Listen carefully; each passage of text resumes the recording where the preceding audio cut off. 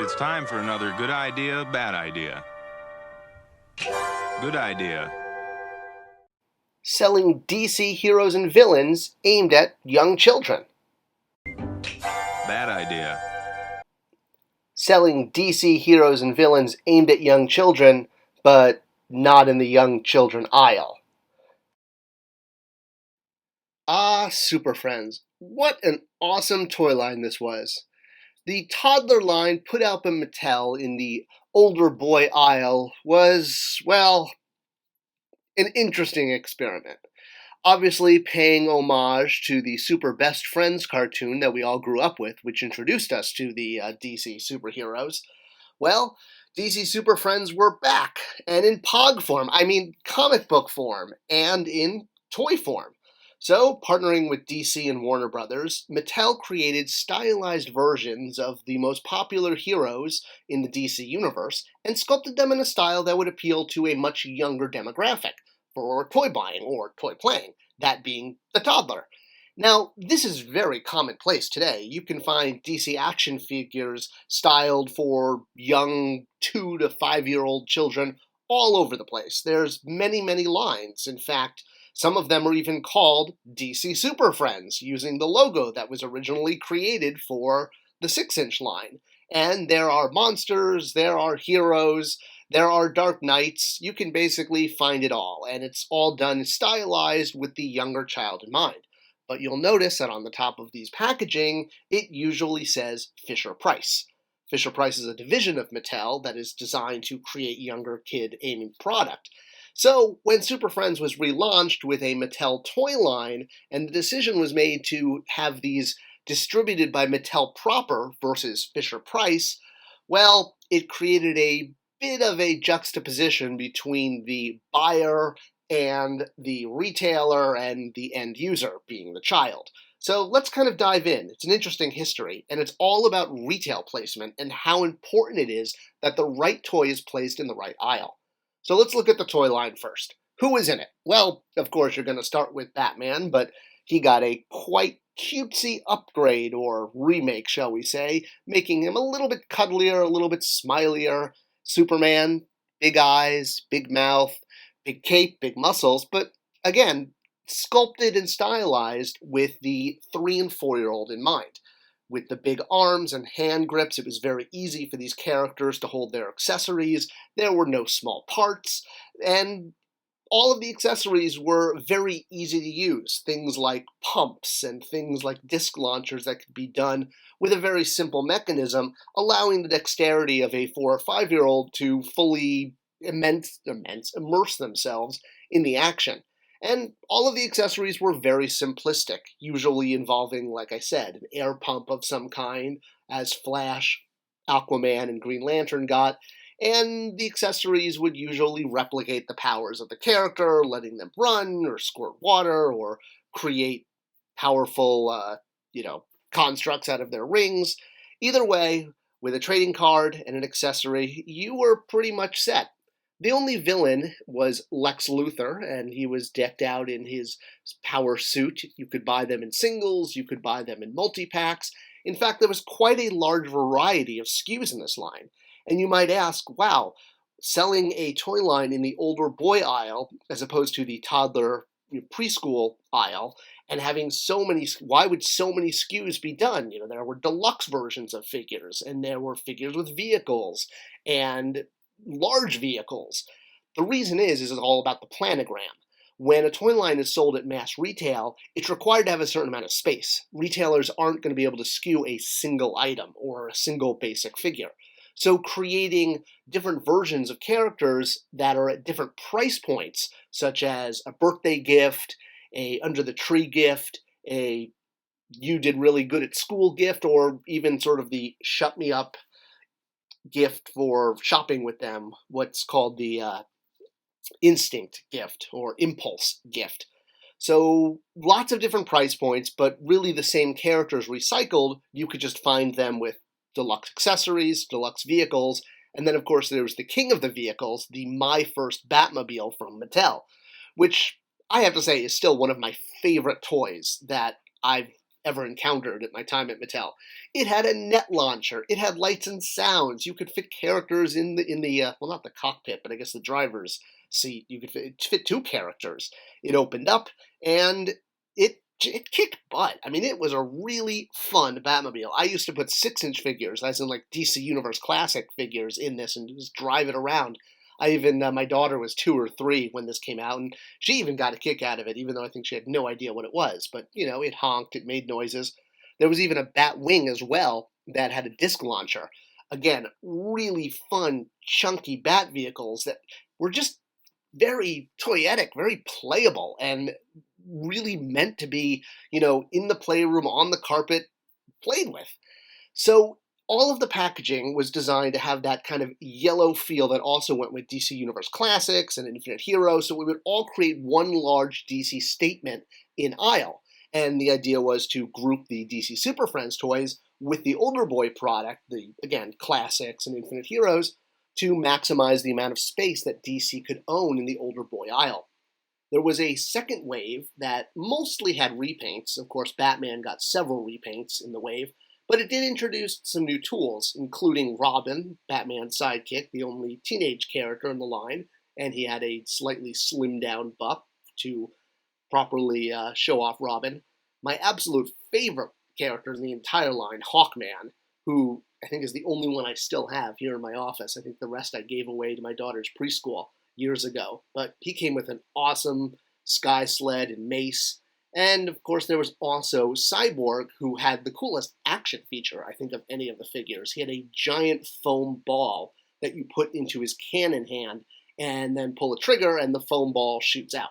I mean, that was awesome. I always wish I could have had a He-Man figure that did that. What a cool action feature. And because the ball was made of sort of Nerfy foam, it was, very light and no problem. Now, the question is, who was the audience for this?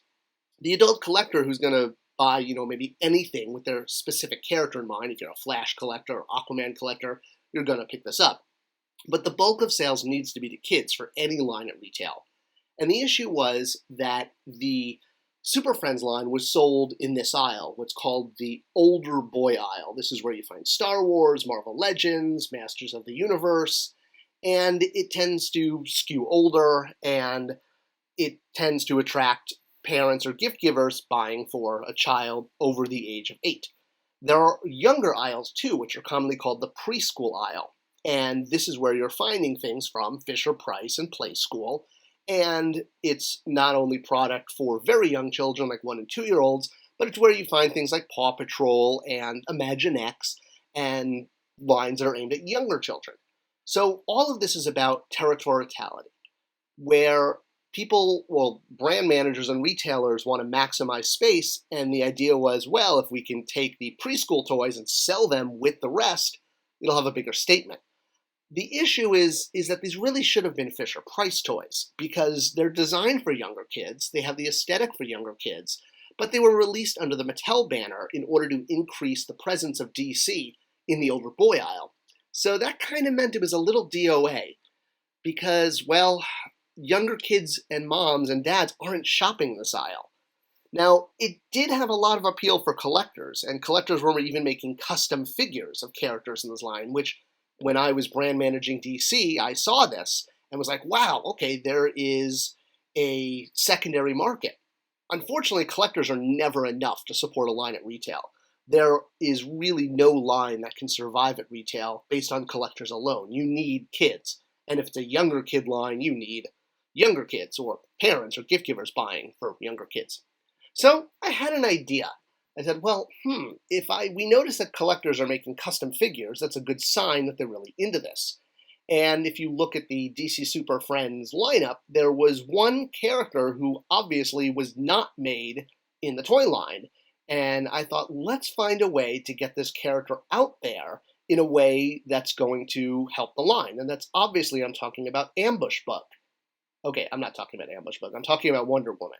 Wonder Woman was not in the line. It was thought at the time that adding a female figure for a boy toddler line, even though it was sold in the older boy aisle, was a bad idea because young boys aren't interested in playing with female action figures.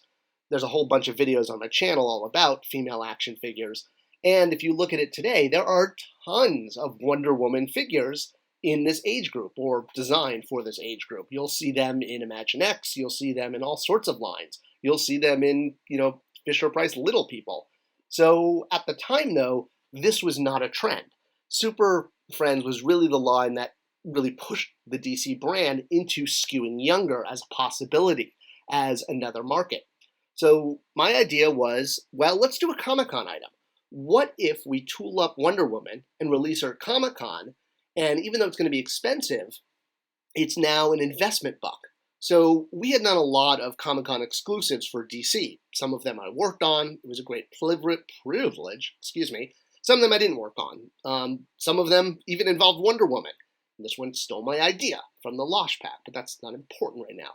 So my proposal was, if we tooled up Wonder Woman in this style, we could then we could create basically a universal female buck, and not only release Wonder Woman in different ways, different outfits, different colors, but easily repaint some of the existing vehicles as invisible vehicles, and now you had multiple Wonder Woman SKUs ready for mass retail. Yes, the Comic-Con P&L would absorb the cost, but the benefit would be, if we had a generic female buck for the Super Friends line, we could do a whole bunch of female characters, and it would give us more ability to release a wider retail line. Well, unfortunately, of all the Comic-Con items I worked on and proposed, this one was one of the only ones that was just rejected outright, and I was basically told to go pound sand. So my dreams of doing a younger, skewing, toddler-esque Super Friends Wonder Woman, with or without her invisible jet, unfortunately never made it. But I thought it was a clever way of doing it, and I thought, hey, if we could just create that generic female buck, then we could do it. Another character that was blatantly missing from the line was the other villain. So Lex Luthor kind of had to carry the torch as far as the bad guys in Super Friends, but you'll notice a character like Joker today shows up in almost all of the younger skewing kid DC lines, because, he's a clown, and clowns are funny, I guess, even though, the Joker is a mass murderer, but that's not really what's played up in the younger kid lines. He's just played up as a colorful villain with green hair and a purple jacket. Because, hey, what kid doesn't like a clown with a giant mallet that fights a guy dressed up as a flying mammal? Hey, it works. So, why wasn't Joker in the line? Why didn't we get a cutified little version of Joker and Joker cars and, all sorts of stuff to represent the evil forces of the DC universe and Super Friends? Well, we did. Well, we kind of did. So this is the Joker figure. The Joker figure was designed, it was sculpted, it was never tooled. So what you're looking at here is a pre-production sample of the Joker figure. In fact, this is probably the only one in existence at this point. I had it signed out for me when I was at Mattel because it was being thrown away in a trash can, and I said, whoa, that's toy history. You'll notice FPO, which means for placement only, because he has a Batman card, not a Joker card, but this was to show retailers what the Joker figure would look like. Unfortunately, the development of the toy happened at the same time that Heath Ledger passed away. So it was thought that releasing a Joker figure might look a little bit like Mattel was kind of taking advantage of the situation. So the Joker figure was shelved. But if you want this Joker figure, there's actually a way for you to get it. Yep. So I'm actually auctioning off this figure on eBay, and no, it's not so I could put money in my pocket. It's, well, first off, because I know there are Joker fans that are bigger than I am that would really appreciate this, and I think toys should be in the hands of someone who's truly going to appreciate it. I'm not a Batman fan. I have plenty of Batman toys, but Joker isn't really my thing. And I saved this toy from the trash because I knew it was part of toy history, but I wanted to get into the hands of someone who would appreciate it. And that's why a portion of the sales are going to Make-A-Wish. I want to raise money for charity. Now, you might say, why would you, put this up and give the money to charity? Well, one, that's Mattel's corporate charity, so it feels like the right thing to do. And you know what? I benefit too, because it will hopefully bring more people to this channel and make them aware of the services I offer on Spector Creative. So, Make-A-Wish wins, people learn about the channel, and some lucky fan out there gets to own this Joker figure. Hey, everybody wins, right? Doesn't it seem like a good idea? Okay, well, I thought it seems like a good idea. The link to the auction is in the description, so if you're interested, check it out. All right, well, to conclude everything, Super Friends pushed the limit, and it really opened up the idea of doing DC characters for a younger skewing audience. It was a breakthrough line at the time, and you'll even see that a lot of the Imaginext figures that are coming out now Well, they used the logo that was designed for this toy line. Frank Varela actually created the logo. So it's pretty cool. And it was a very awesome line. I only got to work on it on the very tail end, basically when the Joker figure was being canceled. But it was a real thrill, and it was part of the great time I had at Mattel working on DC product, and I'm so grateful for Warner, DC, and Mattel for giving me the opportunity to do that, because, heck yeah, this line was awesome. If it was only just sold in the right aisle. Just goes to show you, placement is everything. And that's why you see Imaginext in the preschool aisle now, and you don't see it in the older boy aisle. I hope you enjoyed this video, and hey, check out the eBay link in the description if you're interested in that one-of-a-kind Joker figure. I will include a certificate of authenticity, by the way, as well, so that you know you have it. I will see you guys in the next video.